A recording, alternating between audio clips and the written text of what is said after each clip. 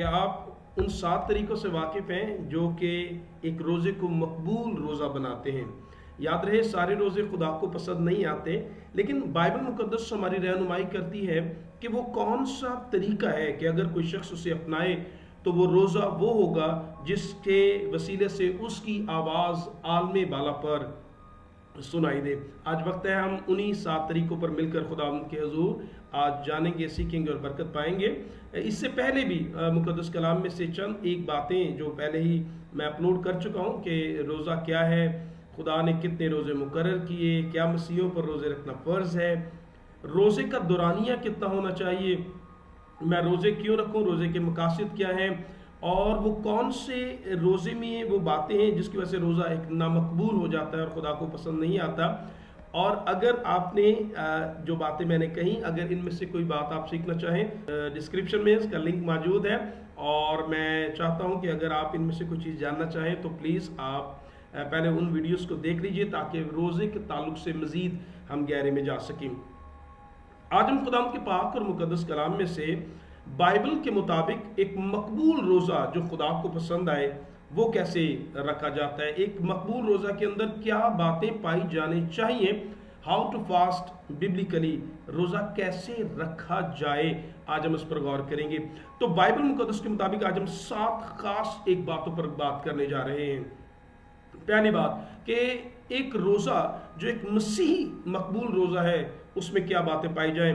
तो मैं चाहूँगा मुकद्दस कलाम में से पहाड़ी वाज में से जो खुदावंद यीशु मसीह ने रोज़े की जो तस्वीर पेश की वो इंतहाई खूबसूरत है, और मैं चाहूँगा वो पहला हमारा पॉइंट हो जिस पर हम बात करें कि एक मकबूल रोज़ा कैसा हो।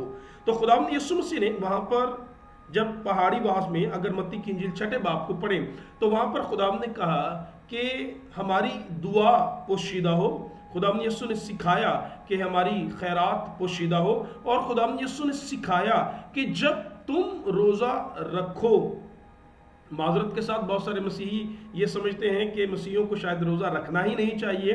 नहीं, मसीहियों पर रोज़ा फ़र्ज़ नहीं, लेकिन यीशु ने तालीम दी जब तुम रोज़ा रखो, तो इसका मतलब रखना ज़रूर चाहिए। एक रूहानी अच्छी प्रैक्टिस है जिसे मसीहियों को जो है वो अपनी अमली ज़िंदगी में अपनाने की ज़रूरत है। यीशु ने कहा जब तुम रोज़ा रखो तो रियाकारों की तरह अपनी सूरत उदास ना बनाओ, क्योंकि वो अपना मुंह बिगाड़ते हैं ताकि लोग उनको रोज़ादार जाने। मैं तुमसे सच कहता हूँ वो अपना अजर पा चुके। अब याद रहे, बहुत सारे लोग जब रोज़ा रखते हैं एक्सपोज करते हैं, जाहिर करते हैं कि हम रोज़ेदार हैं। अगर कुछ शख्स दिखावे के लिए या दूसरों पर एक्सपोज करके अपने आप को रूहानी तौर पर बड़ा जताने की कोशिश कर रहा है क्योंकि मैं रोज़े रखता हूँ, अगर रियाकारी उसमें पाई जाती है, लोगों को दिखावा पाया जाता है, शो ऑफ करना पाया जाता है, तो मुकद्दस कलाम में लिखा है जब लोग आपकी तारीफ करेंगे तो आप अपना अजर पा चुके। मतलब अगर हम रोज़ा रखते हैं और मैं रोज़ा रखने के बाद इसे शो ऑफ करता हूँ, दूसरों को दिखाता हूँ, तो कलाम में लिखा है लोग हमें रोज़ादार जानेंगे, लोग तारीफ करेंगे, हम अपना अजर पा चुके, और फिर खुदा के हुजूर हमारा रोज़ा मकबूल नहीं बल्कि नामकबूल ठहरेगा। सो रोज़े के अंदर जो पहली खूबी पाई जानी चाहिए कि एक रोज़ादार शख्स के पास ये बात उसमें पाई जानी चाहिए कि वो अपने रोज़ा को पोशीदा रखे। ये एक खुदा के साथ आपका शख्सी और निजी मामला है और इसे आप खुदा के कदमों में रखें। और आगे लिखा है बल्कि जब तू रोज़ा रखे अपने सर में तेल डाल और अपने मुंह को धो। अब इसका हरगिज़ मतलब ये नहीं है कि रोज़ा रखने के बाद बार बार अपने फेस को वॉश करते रहें और अपने सर को तेल के साथ भर लें। इसका जो कॉन्टेक्स्ट है, जो उस बात पर जोर दिया जा रहा है वो आप समझिए कि दुआ पोशीदा हो बताया जा रहा है, खैरात पोशीदा हो बताया जा रहा है, रोज़ा भी पोशीदा हो। सो बात यहाँ पर पोशीदगी की और रियाकारी से दूर रहने की तरगीब दी जा रही है। तेल लगाया जा सकता है, इसमें कोई बात नहीं है, लेकिन मौजू जो जिस पर बात की जा रही है वो ये नहीं है। और 18वीं आयत में लिखा भी है ताकि तेरा आदमी नहीं बल्कि तेरा बाप जो पोशीदगी में तुझे देखता है रोज़ादार जाने। इस सूरत में तेरा बाप जो पोशीदगी में देखता है तुझे बदला देगा।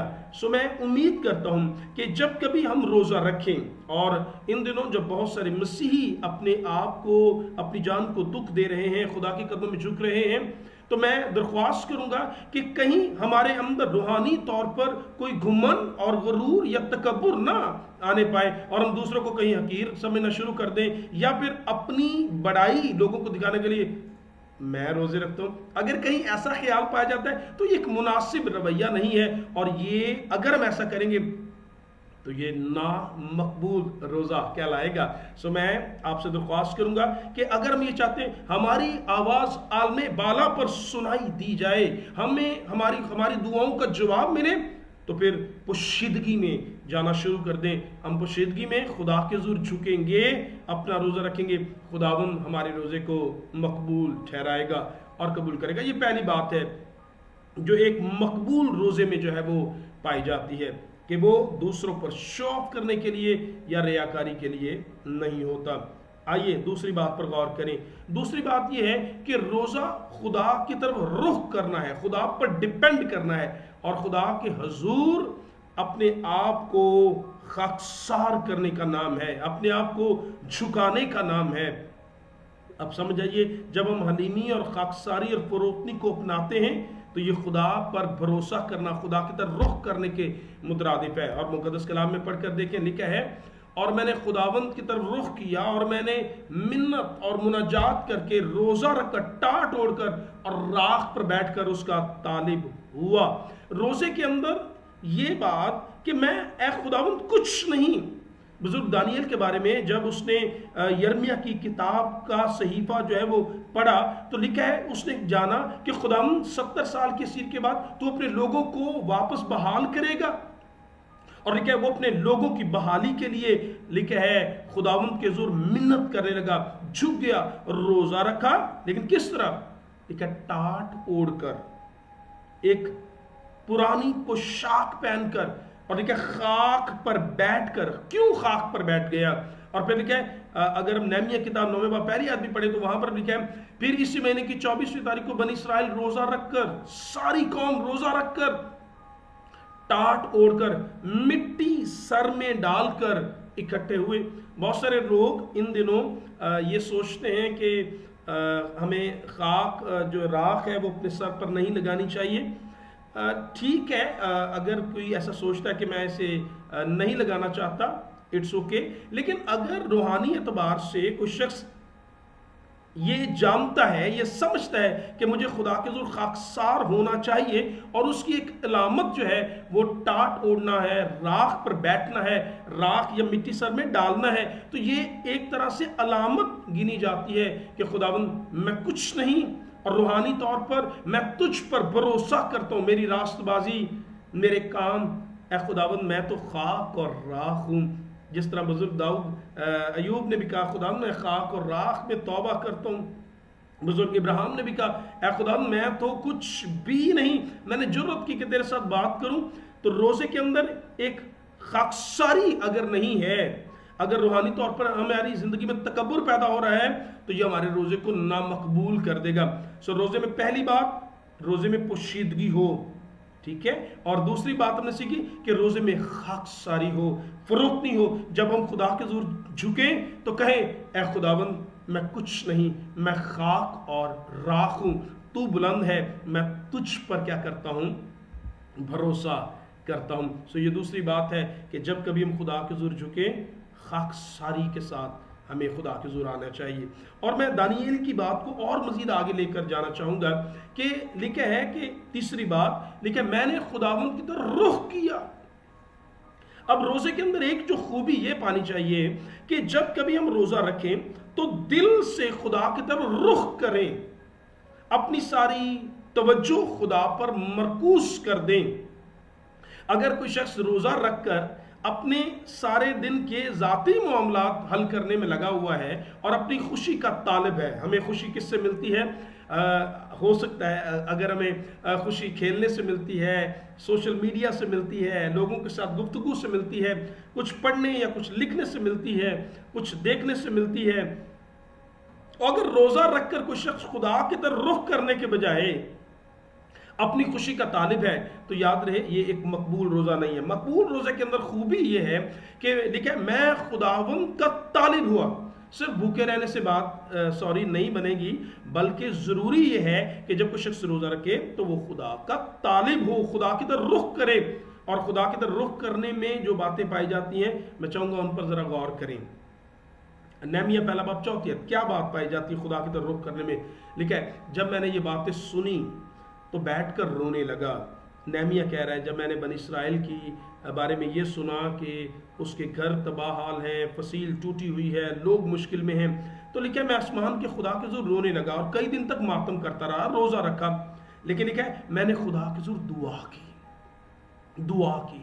میں آپ کو پھر سے کہہ رہا ہوں، اگر آپ روزے میں ہیں اور دعائیہ زندگی نہیں ہے تو اس سر معافی چاہتا ہوں، یہ روزہ مقبول نہیں ہے۔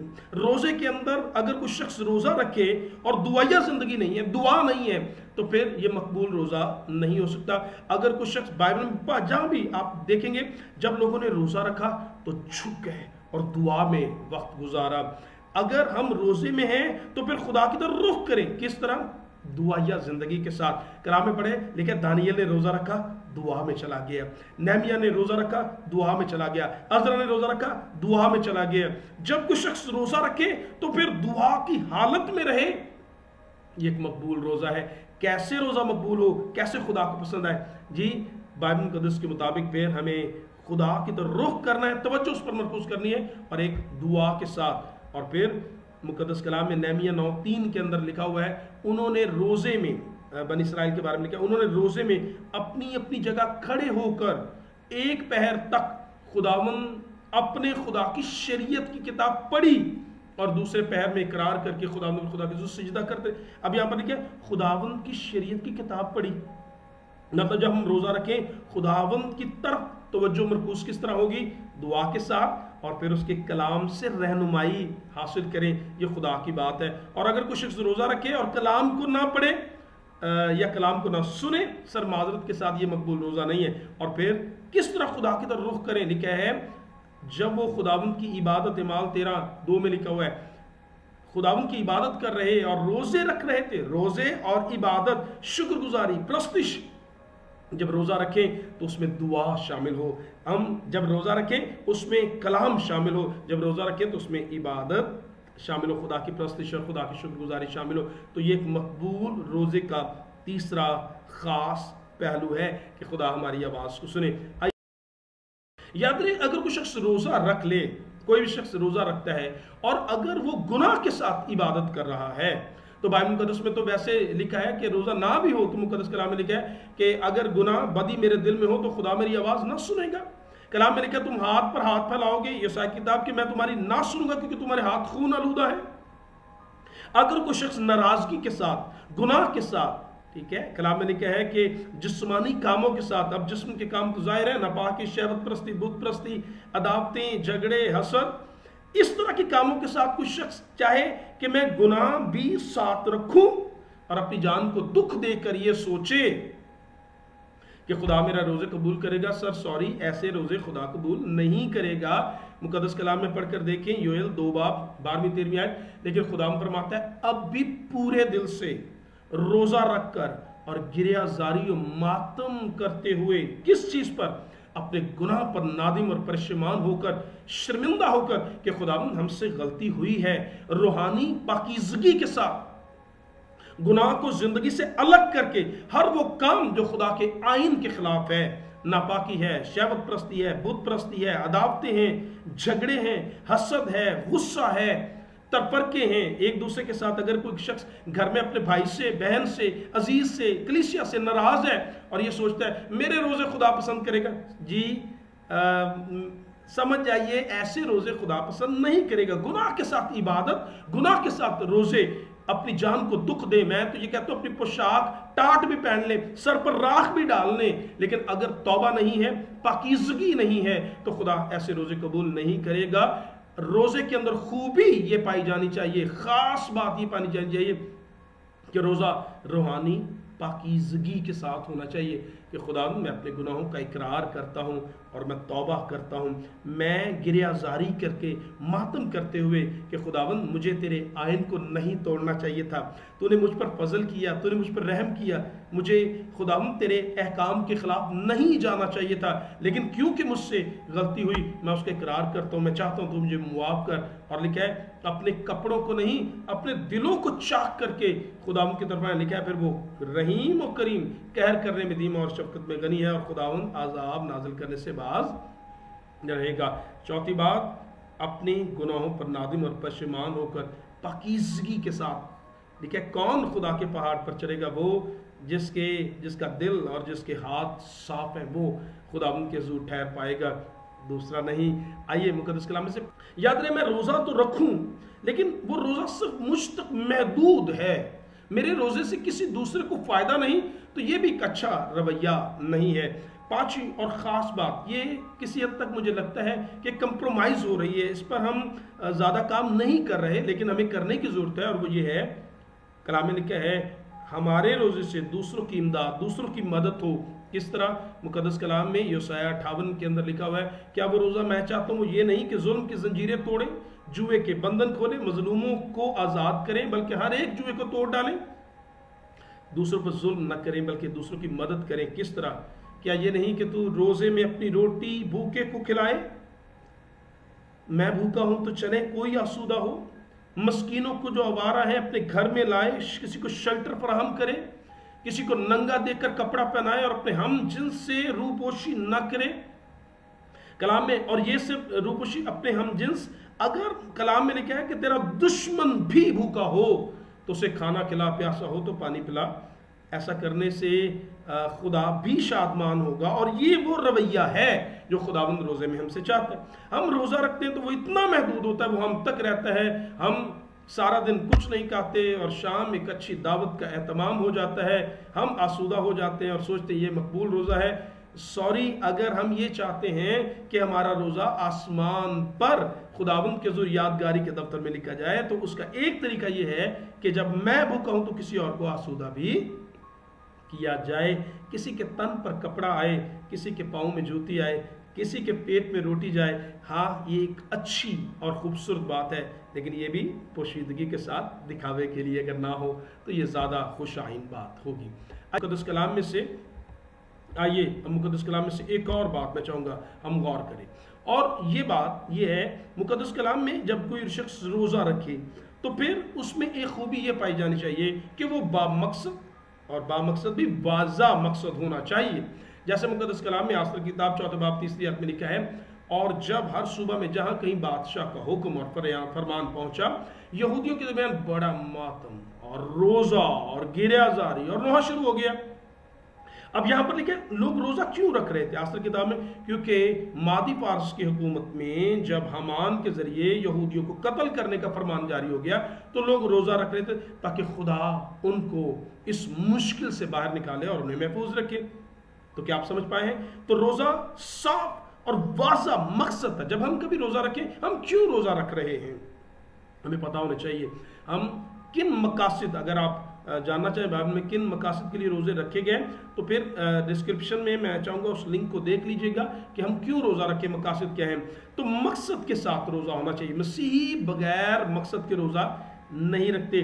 روزے کے مقصد فرق ہو سکتے ہیں، صحت کے لیے، خوشحالی کے لیے، معافی کے لیے، ہم حفاظت کے لیے، ترقی کے لیے، اور پھر ایک روزہ مقدس کلام میں آپ پڑھ کر دیکھیں زکریا 7 باب میں لکھا ہوا ہے 5ویں آیت میں کہ مملکت میں سب لوگوں اور کاہنوں سے کہہ کہ جب تم نے 5ویں 7ویں مہینے میں ان 70 برس تک روزہ رکھا اور ماتم کیا تو کیا کبھی میرے لیے خاص، میرے ہی لیے روزہ رکھا؟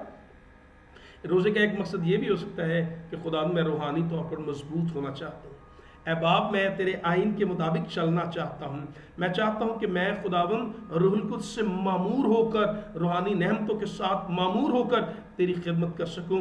تو کیا کتنا بابرکت ہوگا کہ ہم بامقصد جو ہے وہ روزہ رکھیں۔ یاد رہے، مسیحی بغیر کسی بھی مقصد کے روزہ، صرف اپنی جانوں کو دکھ دینا اور پتہ نہیں کیوں میں دے رہا ہوں، ایسی بات مقدس کلام میں سے مسیحیوں کے لیے نہیں۔ مسیحی جب روزہ رکھیں، میں چاہتا ہوں ہمیں با مقصد روزہ ہمارا ہونا چاہیے، اور اگر ہم ان باتوں کو اگر اپنے روزے کے ساتھ شامل کر لیں تو یقین جانیے کہ یہ روزہ وہ روزہ ہوگا جو عالم بالا پر خدا ہماری آواز سنے گا، اور پھر خدا ہم کہے گا تو مجھے پکارے گا اور میں تجھے جواب دوں گا۔ کاش خداوند کے حضور جب کبھی ہم روزہ رکھیں، اور ضرور رکھیں، میں انکرج کروں گا کہ تمام تر مسیحی پاسبانوں کو اور تمام تر رہنماؤں کو کہ چرچز میں اس بات کو زور دیں کہ ہمیں لکھا یہ سنے گا جب تم روزہ رکھو، روزہ رکھنا چاہیے، اور کاش ہم خود اور پھر دوسروں کو انکرج کریں کہ ہم نہ صرف روزہ رکھیں لیکن کیسا مقبول روزہ ہم نے رکھنا ہے، اور ہم نے چند ایک باتیں سیکھی کہ کس طرح ایک روزہ مقبول ہوتا ہے۔ خداوند کرے کہ یہ چھوٹے سے بائبل اسٹڈی کا سیشن ہم سب کے لیے برکت کا باعث ہو۔ خداوند آپ سب کے ساتھ ہو۔